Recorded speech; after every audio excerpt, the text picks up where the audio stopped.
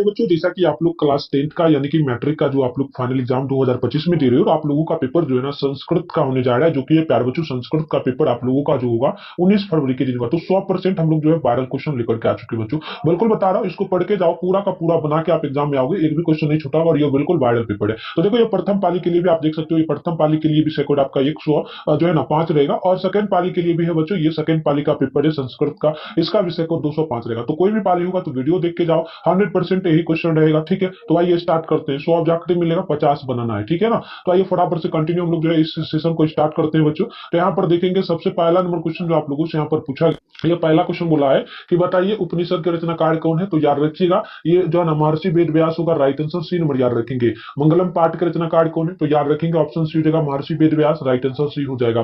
मंगलम पाठ कितने मंत्रों में संकलित है। तो आप याद रखेंगे ये टोटल जो हमारा हो जाएगा बच्चों, ये हो जाएगा 5 मंत्रों में, राइट आंसर सी हो जाएगा। अगला क्वेश्चन है अणु से भी अणु क्या है। तो अणु से भी अणु जो है ना आत्मा है। ऑप्शन नंबर आप लोग यहाँ पर बी नंबर को नोट करेंगे। अगला किसकी जय होती है। तो जो है ना जय जो होगी प्यार बच्चों, ये सत्य की हमेशा जय होगी, ऑप्शन ए परफेक्ट होगा। बहती नदी कहाँ मिलती है। तो याद रखेंगे बहती नदी जो है ये समुद्र में जाके मिलती है, राइट आंसर यहाँ पे सी हो जाएगा। जंतु के हृदय रूपी गुफा में क्या स्थित है। तो बिल्कुल नोट कर लीजिएगा, इसमें स्थित हमारा जो हो जाएगा ना बच्चों, यहाँ पर याद रखिएगा, इसमें हो जाएगा तत्व, ऑप्शन ए बिल्कुल परफेक्ट हो जाएगा। ब्रह्मा को प्राप्त करने के विषय में क्या बताया गया है। तो आप 8 का आंसर नोट करेंगे, डी हो जाएगा मुंडकोपनिषद, ऑप्शन डी परफेक्ट होगा। देवलोक का मार्ग किससे प्राप्त होता है। तो 9 का आंसर आप नोट करेंगे, ऑप्शन ए हो जाएगा सत्य का, ऑप्शन ए परफेक्ट होगा। सत्य से क्या प्राप्त होता है। तो सत्य से जो है प्यारे बच्चों देवलोक प्राप्त होता है, सी नंबर को आप याद रखेंगे। जो ना मृत्यु को बस में कौन कर लेता है। तो बिल्कुल याद रखिएगा विद्वान रोग, राइट आंसर सी हो जाएगा। अगला है किसकी जय नहीं होती है। तो सत्य की जय नहीं होगी, ऑप्शन नंबर बी परफेक्ट होगा। उपनिषद में किस महिमा का वर्णन किया गया है। तो आप नोट कर लीजिएगा, उपनिषदों में जो है इसमें किया गया है पुरुष परम पुरुष का वर्णन, ऑप्शन नंबर डी हो जाएगा। अगला है उपनिषदों की संख्या कितनी है। तो टोटल इसमें 105 हो जाएगा, सी नंबर आप याद रखेंगे। अगला क्वेश्चन बोला गया आत्मा का गूढ़ रहस्य को किस में व्याख्या कर दिया गया है। तो आप 15 का नोट करेंगे, ऑप्शन यहाँ पे आपका ए हो जाएगा कठोपनिषद, ऑप्शन हमारा ए नंबर जो है परफेक्ट हो जाएगा। अगला क्वेश्चन आपका 16 परमात्मा की महिमा का वर्णन किसमें किया गया है। तो 16 का आंसर बी हो जाएगा, ये जगह ईर्ष्यासयोपनिषद में, ऑप्शन नंबर बी हमारा राइट होगा। ज्ञानी लोग और अज्ञानी लोग में अंतर किसमें बताया गया है। तो आप 17 का नोट करेंगे, ऑप्शन सी हो जाएगा श्वेता स्वयंवर में, राइट आंसर सी हो जाएगा। अगला है कि सत का मुख किससे ढका हुआ है। तो आप 18 का राइट आंसर डी को नोट करेंगे, हिरण्मय पात्र से। अगला है सत का खजाना कहाँ पे है। तो आप नोट करेंगे, ये हो जाएगा देवलोक में, राइट आंसर सी परफेक्ट होगा। अगला क्वेश्चन बोला एशिया महादेश का सबसे बड़ा सेतु कौन सा हो जाएगा। तो गांधी सेतु, राइट आंसर सी परफेक्ट यहाँ पे हो जाएगा। यूनान का राजदूत कौन था। तो नोट करेंगे, option A Megasthenes, option a perfect हो जाएगा। पाटलिपुत्र किस राज्य की राजधानी है। तो आप नोट करेंगे बिहार की, ऑप्शन नंबर ए परफेक्ट होगा।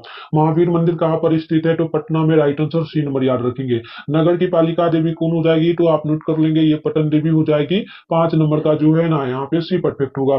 कई मुदनी महोत्सव कहाँ मनाया जाता था। तो आप 16 का 6 का right answer C number note करेंगे, पाटलिपुत्र में। किसके शासनकाल में पाटलिपुत्र की शोभा तथा रक्षा व्यवस्था अति उत्कृष्ट थी। तो 7 का आंसर भी नोट करेंगे, चंद्रगुप्त मौर्य के काल में, ऑप्शन नंबर बी परफेक्ट होगा।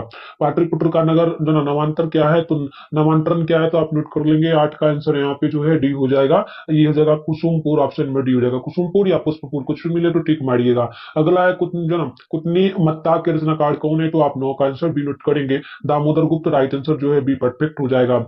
चंद्रगुप्त किस वंश का संस्थापक था। तो आप नोट कर लेंगे, ये हो जाएगा जो ना मौर्य वंश का, ऑप्शन ए परफेक्ट होगा। सिखों के 10वें गुरु कौन थे। तो गुरु गोविंद सिंह, ऑप्शन नंबर आप ए नंबर को यहाँ पे याद रखिएगा। अगला है कि पाटलिपुत्र का बुद्ध काल में नाम क्या था। तो आप 12 का नोट करेंगे, ऑप्शन सी हो जाएगा Pataligram, right answer C perfect हो जाएगा।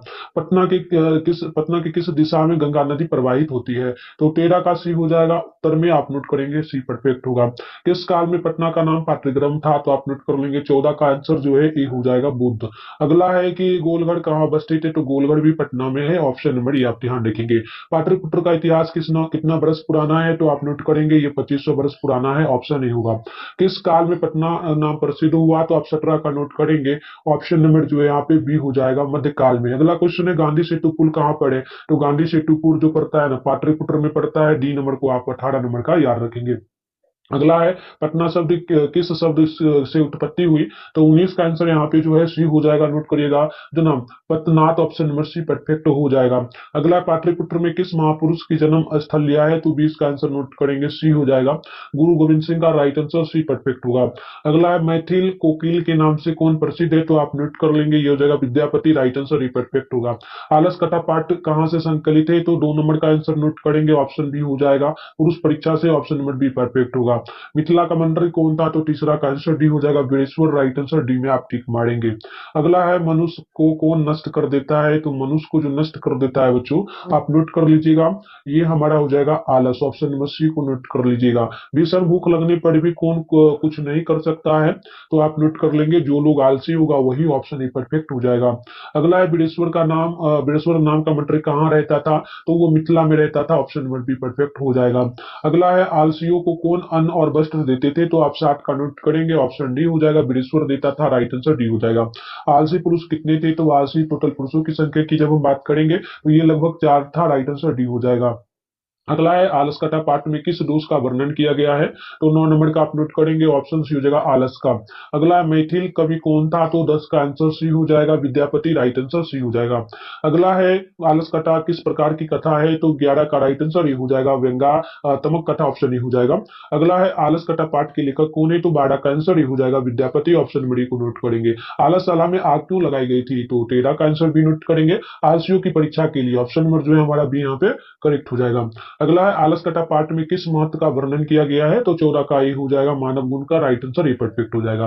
15 है गरीबों और अनाथों को प्रतिदिन भोज कौन कराते थे, तो 15 का आंसर जो है डी हो जाएगा, वीरेश्वर कराता था, राइट आंसर डी हो जाएगा। कारुणिक के बिना किसकी गति नहीं है, तो आप नोट करेंगे, 16 का डी हो जाएगा, आलसियों का, राइट आंसर डी परफेक्ट हो जाएगा। अगला क्वेश्चन बोला है आलसला में आग को देखकर कौन भाग गए थे, तो याद रखिएगा, जो लोग धूर्त थे वही भागे थे, तो ऑप्शन नंबर बी हो जाएगा। अगला क्वेश्चन बोला है 1 नंबर की क्षमाराव किस काल के लेखक हैं, तो आप ऑप्शन ए में टिक मारेंगे, आधुनिक काल का, ऑप्शन ए परफेक्ट होगा। पुरुषों और नारियों के सहयोग से कितने किसकी गाड़ी चलती है, तो आप 2 का नोट करेंगे, ऑप्शन नंबर डी हो जाएगा, समाज की, राइट आंसर डी परफेक्ट होगा। कंपन राय की रानी कौन थी, तो 3 का आंसर आप सी में टिक मारेंगे, Ganga Devi, right answer C perfect हो जाएगा। अगला है कि इंद्राणी का वर्णन किस वेद में है, तो 4 का आंसर आप सी में टिक मारेंगे, समवेद में, राइट आंसर सी परफेक्ट होगा। मीरा रहली की लेखिका कौन है, तो 5 का आंसर आप नोट करेंगे, डी में टिक मारेंगे, ये हमारा पंडित छमाराव हो जाएगा। अगला है संस्कृत साहित्य लेखिका पाठ में किसके महत्व का वर्णन किया गया है, तो 6 का आंसर आप डी में टिक मारेंगे, औरतों का, राइट आंसर, 6 का डी परफेक्ट हो जाएगा। 7वां है आधुनिक संस्कृत साहित्य लेखिका में कौन प्रसिद्ध है, तो 7 का आंसर आप मारेंगे, ए में छमाराव, ऑप्शन ए हमारा परफेक्ट हो जाएगा।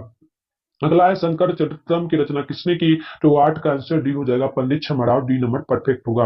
अगला है लौकिक संस्कृत साहित्य में 40 कवित्रियों में प्रथम कल्पना कौन थी, तो 9 का आंसर नोट करेंगे, ऑप्शन नंबर बी हो जाएगा, विजयांका, बी नंबर जो है परफेक्ट हो जाएगा। ऋग्वेद में कितनी महिलाओं का वर्णन किया गया है, तो 10 का आंसर टोटल हो जाएगा 24, ऑप्शन ए में आप टिक मारेंगे।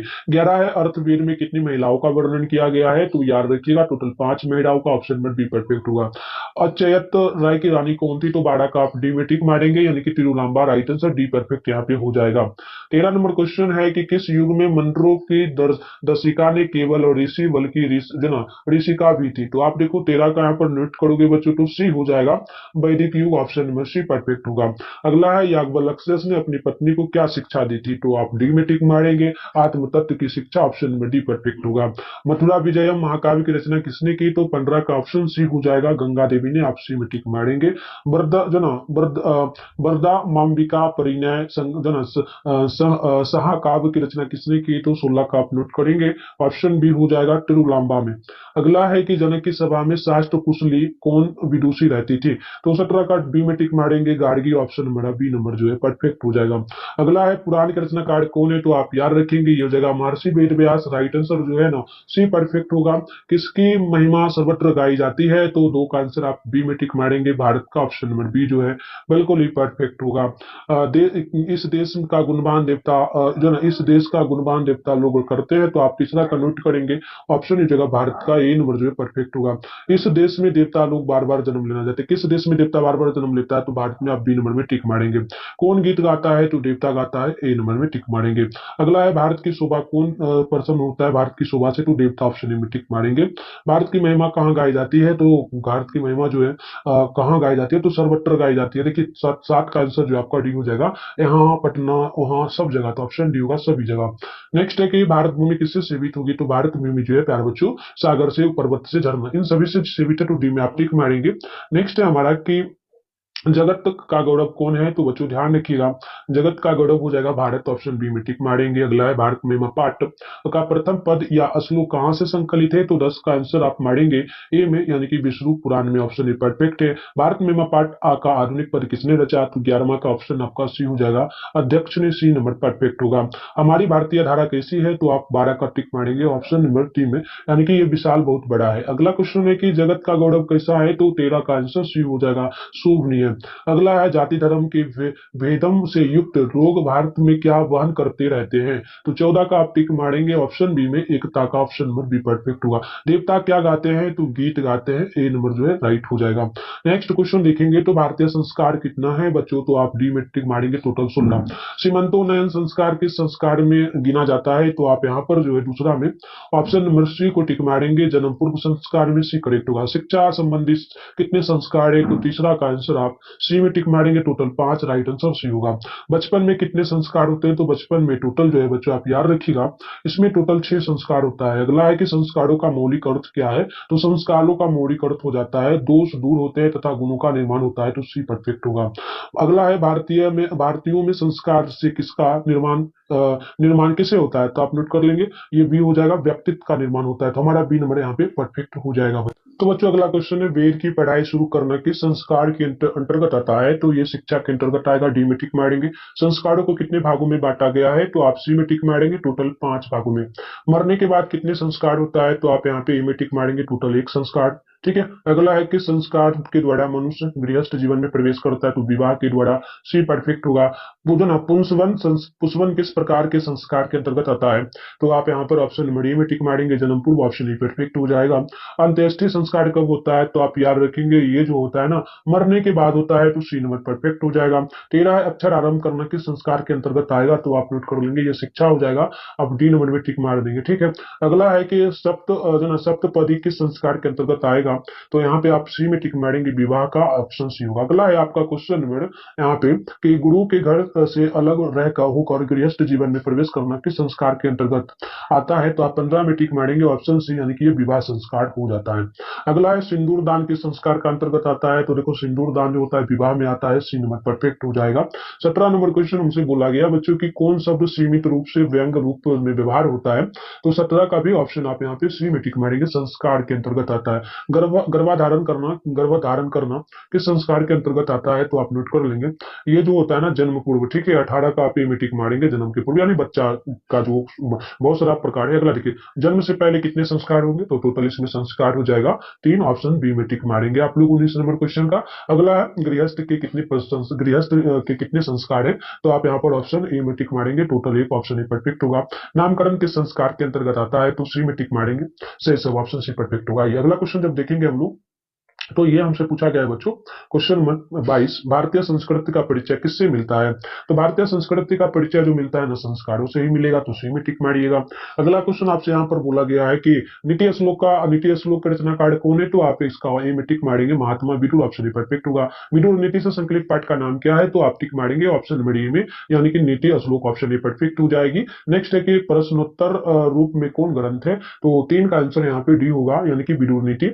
नेक्स्ट है कि किसके प्रश्न का उत्तर विदुर देते हैं, तो याद रखिएगा ये देता है धृतराष्ट्र, ऑप्शन में डी होगा। नेरक के कितने द्वार है, नेरक नहीं होगा बल्कि नरक, याद रखिएगा, नरक आपको मिलेगा। नरक के कितने द्वार है, तो नरक का टोटल द्वार की बात जब हम लोग कर लेंगे ना, तो ये टोटल 3 होता है, काम, क्रोध, लोभ। याद रखिएगा, आपसे सब्जेक्ट में पूछेगा काम, क्रोध, ठीक है, काम, क्रोध, लोभ, यही हो जाएगा। नहीं, काम, क्रोध, लोभ नहीं होता है, जो ना आलस, याद रखिएगा, आलस और क्रोध साथ में क्या हो जाएगा, क्रोध साथ में लोभ, ये तीन याद रखिएगा क्योंकि सब्जेक्टिव में भी पूछ सकता है, तो तीनों लिख दीजिएगा, मिल जाएगा दोनों में। अगला है क्षमा किसकी हत्या करता है, तो क्षमा जो हत्या करता है बच्चों ये करता है क्रोध का। ठीक है। अगला है कान सर्वश्रेष्ठ धन है, कौन कौन लिखा है, कौन सर्वश्रेष्ठ धन हो जाएगा, तो सात का आंसर यहाँ पे ये हो जाएगा धर्म, ऑप्शन ही परफेक्ट हो जाएगा। किससे सुख की प्राप्ति होती है, तो आठ का आंसर आप डी में टिक मारेंगे, क्रोध का। अगला है कि कौन ऐसा धन है जिससे संतुष्टि मिलती है, तो सबसे अच्छा संतुष्टि मिलने का जो है तरीका ये हमारा विद्या हो जाएगा। किससे विद्या की रक्षा होती है, तो विद्या की रक्षा जो हो जाएगी ये होगी उवतन से। ठीक है। नेक्स्ट है हमारा उवतन से होगा, यहाँ पे देख लीजिएगा, वतन से नहीं होगा बल्कि बच्चों अभ्यास से होगा। ठीक है। अभी आप परीक्षा दे रहे हो, आपने पढ़ा है और वीडियो जो देख रहे हो इससे आपका जो है क्या हो रहा है बच्चों, तो रिवीजन क्या हो रहा है आप लोगों का, रिवीजन हो रहा है। रिवीजन हो रहा है तो आपने पहले जो पढ़ा आप देख के जाओगे, एग्जाम में मिलेगा तो आप फटाफट से गोला जो आपको मिलता है उसको ऐसे ऐसे करके घास दोगे, सब्जेक्टिव में जो भी अपना बना लोगे, तो यही रिवीजन है, तो समझ के रखिएगा। अगला है कि धर्म की रक्षा किससे होती है बच्चों, तो धर्म की रक्षा जो होती है सत्य से होगी, ऑप्शन ही परफेक्ट है।